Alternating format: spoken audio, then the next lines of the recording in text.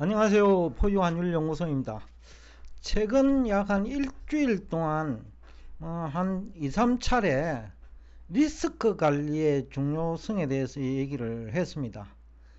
가장 리스크 관리에서 이제 중요한 부분이 경제학자 또는 경제 전문가 리스크다라는 얘기를 했고, 두 번째는 이제 투자 타이밍과 관련해 가지고 또 리스크 얘기를 했고, 오늘은 정리를 하고자 합니다.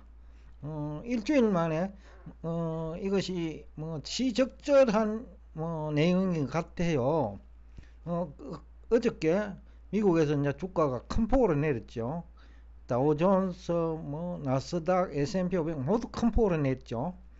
그러니까 시적절한 방송이었고 또 굉장히 중요한데, 구독자들의 그 반응을 보면 또 이게 평범한 얘기로 받아들인지는 모르겠는데, 포유 환율 연구소는 지난 3년 동안 9월에 시작을 했으니까 2021년 9월, 지금 9월이니까 딱 자스트로 3년이 됐네요.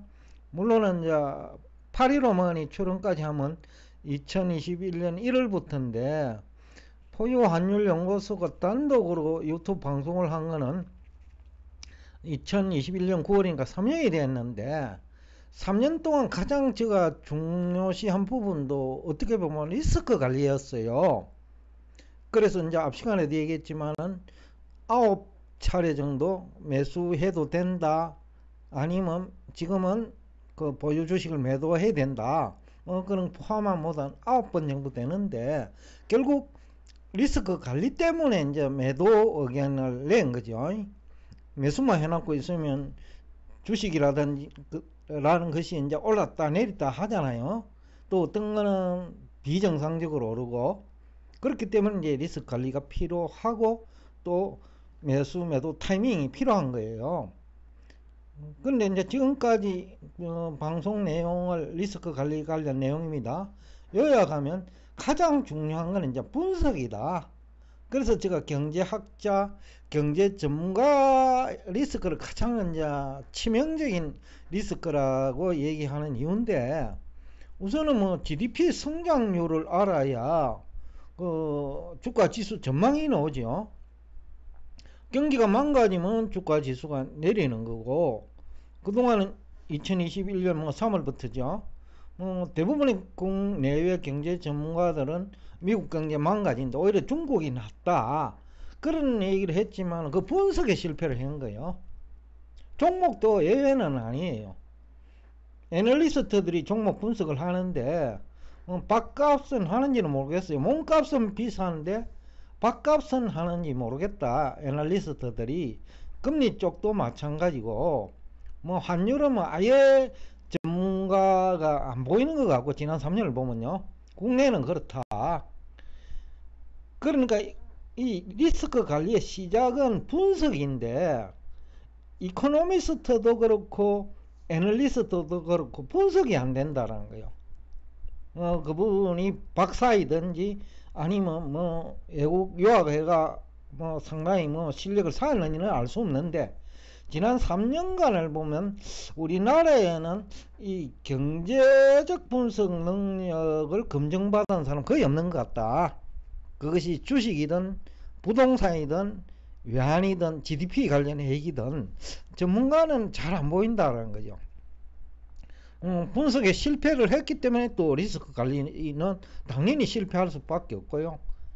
예를 들면 자산운용사 리스크 관리 팀이라고 하면 어떻게 보면 리스크 관리 전문가 집단이에요. 그분들이 리스크 관리를 하지 못하는 가장 큰 이유는 이 분석이 안 되기 때문이에요.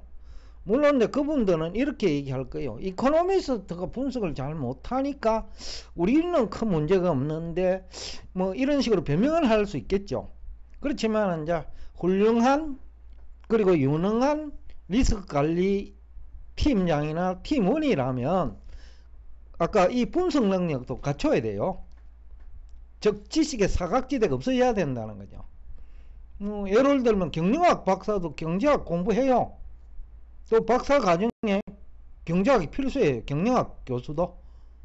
경영학 박사가 그렇다는 거예요. 그러면 경영학에서 그 재무 관리나 투자로는 결국은 리스크 관리인데, 그러면 경제학 모르면 리스크 관리 안 되는 거예요.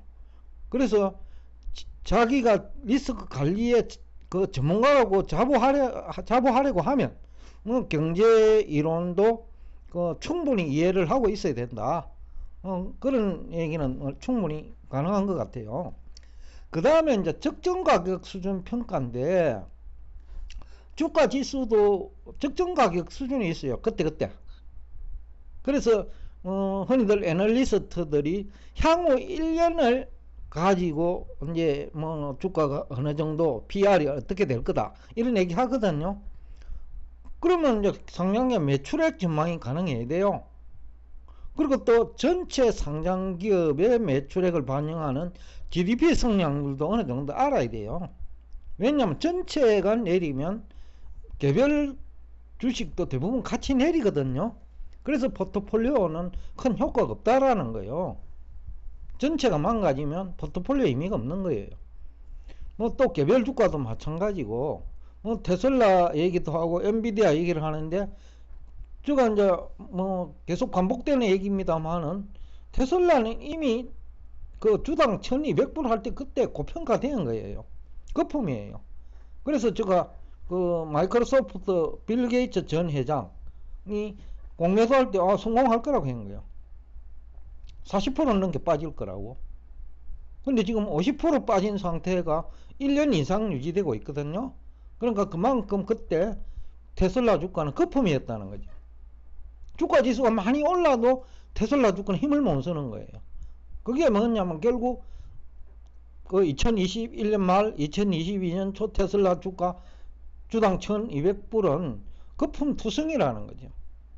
또 금리가 오를 것 다 계산해야 되는데, 그 테슬라라는 조직의 성격상, 자동차 성격상 또 부채도 많을 수밖에 없고요. 그 다음에 미국도 환율은 중요해요. 왜냐하면 외국에서 수입을 하는 업체도 많거든요. 뭐 멕시코, 캐나다 등지에서, 또 베트남, 그 다음에 중국 등지에 수입하는 업체 많아요. 그래서 환율도 중요해요. 그러니까 그런 것까지 평가를 할 수 있을 때 적정 가격 수준이 나오는 거예요. 주가 지수도 적정한 게 나오고, 개별 기업도 뭐 무역하니까 또 부채도 많고 자산도 많으니까 뭐 환율 알아야 되겠죠. 그러니까 이런 종합적인 지식이 있을 때 적정 가격 수준도 평가 가능한 거예요. 결국 이 얘기도 분석에 실패하면 적정 가격 수준도 알 수 없는 거죠. 그런데 적정 가격 수준을 알면, 즉 분석이 제대로 되고 적정 가격 수준이 어느 정도 나오면 박스권 등락하잖아요.